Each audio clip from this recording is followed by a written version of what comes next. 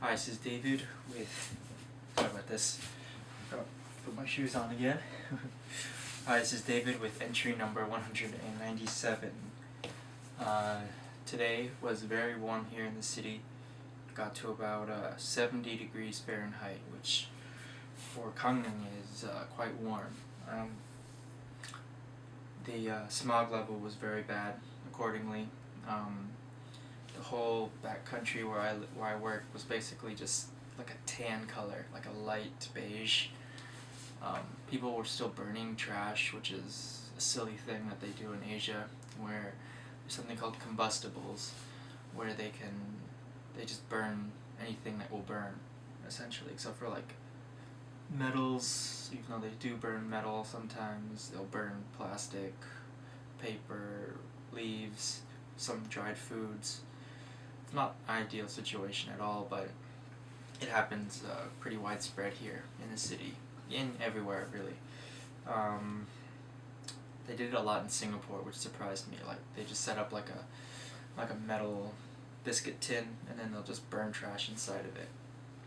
So yeah, today with the kids was good. I'm not gonna really go into that. It was 3-4, 3-4, 5-6 in the beginning, and yeah, it was all good.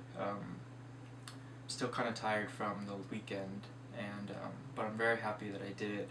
I also was able to speak with my parents this morning, which was nice. Yeah, things are okay here. You know, I don't know if I mentioned this before. I probably have, but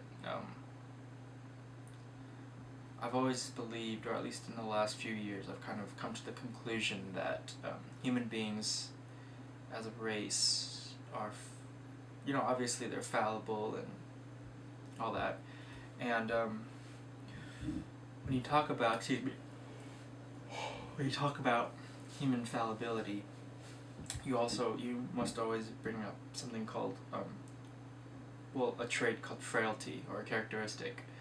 And a frailty is famous in religious circles as a word to describe human failings or human weakness.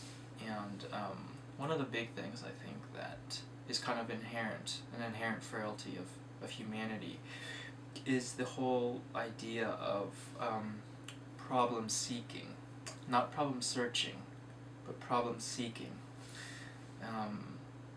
I think most of us would like to think we're problem avoidant. You know, we don't want to go towards the waterfall or the hole or the flames.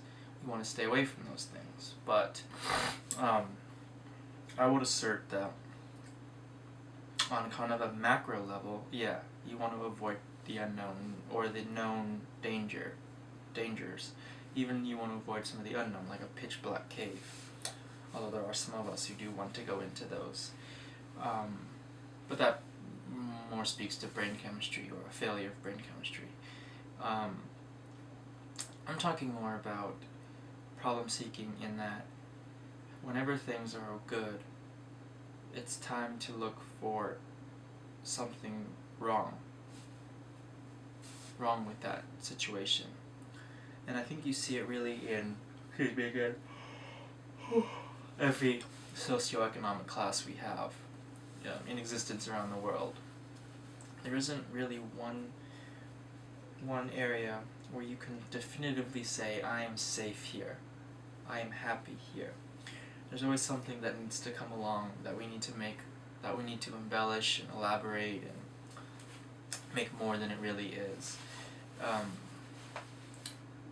You see, there are problems like the bottom,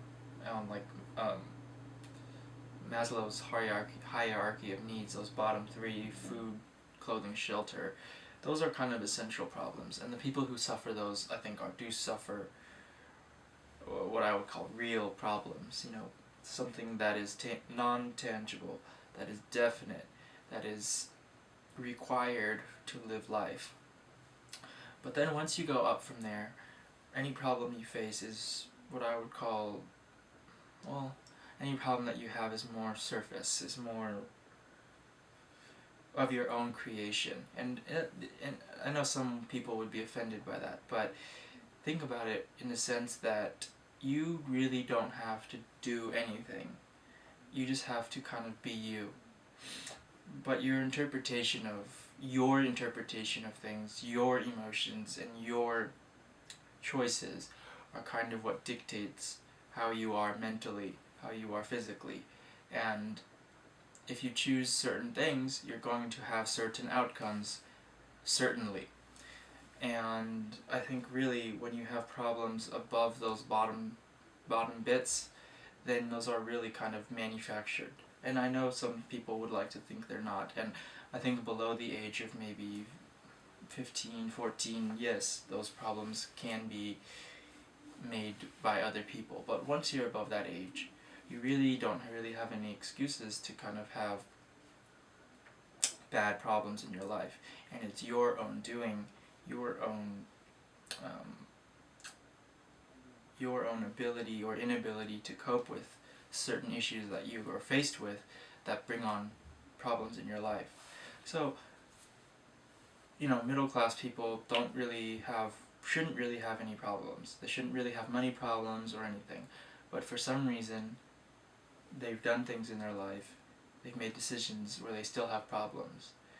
And you see it in high class families too, or higher class families, where you have husbands that cheat on their wives, or wives that cheat on their husbands, or kids that go off rebelling and acting like little shitheads. So you have these problems that are really, they shouldn't be there. Like if you're making over $300,000 a year, there really shouldn't be any problems in your life, because at that amount of money should equalize any kind of inequity you have in your life. So what happens is you have these people who get comfortable and then go, why, like they either question their right to be where they are, and then they act accordingly. You even see with the highest of high class people, Bill Gates is now the richest man in the world again, and you look at his life and you go, he doesn't have any problems. But what he's done is, because he's had so much success, so much money's come onto him, he decided to he feels responsible to shoulder the world. And really, if you look at what he's been doing, his problems are now, or the world's problems are now his problems. So he's gone after malaria and hunger and STDs or STMs or whatever they're called now, or STIs. And he's gone after all these big issues in the world. But really, the richest man in the world, worth what, like $68 billion? How many problems should he actually have? None, really. So, but that's one kind of tenet or thing that I've really come into over the last 3 years back in the States. Kind of what I've realized is the simple truth of humans are not perfect, they're not amazing beings that you should be in awe of. Well, you should, but for some reason, and I have to think about more of the why, but we are completely and utterly incapable of maintaining a decent life. And I think it's more of a sociological problem than it is a psychological problem, but I'd have to do a little bit more research and kind of my own interpreting of what I've seen. So I'll wrap it up there. If you agree with me or not, again, these are always my opinions. I know I kind of use some global language there, but it's always my opinion. So apologies if I've caused offense. Thanks for watching, and I might elaborate more tomorrow, but we'll see. Thanks for watching, and I'll talk to you tomorrow. Bye.